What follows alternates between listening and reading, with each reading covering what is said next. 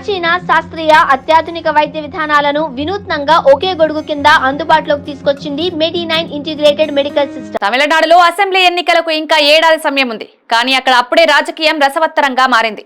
గత ఎన్నికల్లో తమిళనాడులో పాగా వేసేందుకు వేసిన స్కెచ్ పనిచేయకపోవడంతో ఈసారి నయా స్కెచ్ తో బీజేపీ ముందుకు వెళ్తోందన్న చర్చ మొదలైంది. డీఎంకేని గద్దె దించడమే లక్ష్యంగా నేరుగా లేదంటే ఇండైరెక్ట్ గా కొట్టేందుకు కమలనాథులు ప్లాన్ వేసినట్టు తెలుస్తోంది. డీఎంకేని గద్దె దించేందుకు అవసరమైతే ప్లాన్ బి ని బీజేపీ సిద్ధం చేసుకుందన్న టాక్ వినిపిస్తోంది. తమిళనాట పార్టీల పేర్లలో ద్రవిడ అన్న పదం సెంటిమెంట్ గా ఉంటుంది.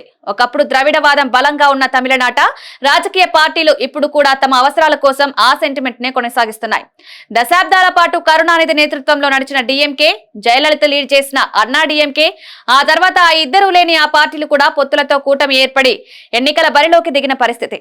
రాజకీయంగా కాస్త విభిన్నమైన పరిస్థితి ఉన్న తమిళనాడులో గట్టిగా కొట్టాలనేది బీజేపీని చాలా కాలం నుంచి ఊరిస్తోంది. 2014లో కన్యాకుమారిలో ఒక్క స్థానంలో గెలిచింది. అయితే 2019లో బోని కూడా కొట్టలేకపోయింది.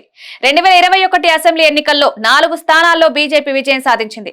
ఆ తర్వాత బీజేపీ పార్టీ బలోపేతంపై దృష్టి పెట్టింది. ఐపీఎస్ అధికారి అన్నామలై వీఆర్ఎస్ తీసుకుని పార్టీని లీడ్ చేస్తున్నారు. బీజేపీ ప్లాన్ బి వ్యూహాన్ని అనుసరిస్తున్నట్టు తెలుస్తోంది.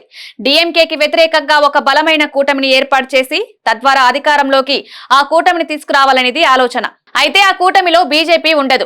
డీఎంకే, అన్నా డీఎంకే కూటమిలకు దూరంగా ఉండే పార్టీలతో జతకట్టి బీజేపీ బరిలో నిలిచి నటుడు విజయ్ టీవీకే పార్టీతో పాటు అన్నా డీఎంకేలో 3గా విడిపోయిన పళనిస్వామి, పన్నీరు సెల్వం, శశికళ అందరినీ ఏకతాటిపైకి తెచ్చి బలమైన సామాజిక వర్గం ఓట్లు అధికంగా కలిగిన పార్టీలకు కూటమిగా ఏర్పాటు చేసి డీఎంకే అధికారంలోకి రాకుండా చూడొచ్చన్న ఆలోచనలో కూడా బీజేపీ ఉన్నట్లు తెలుస్తోంది. కాంగ్రెస్ కూటమితో కలిసి దశాబ్దాలుగా రాజకీయం చేస్తున్న డీఎంకే బీజేపీకి ఎప్పుడూ వ్యతిరేకంగానే ఉంటుంది. గతంలో కూడా జయలలిత బీజేపీకి బి టీం అన్నట్లుగా వ్యవహరించారు.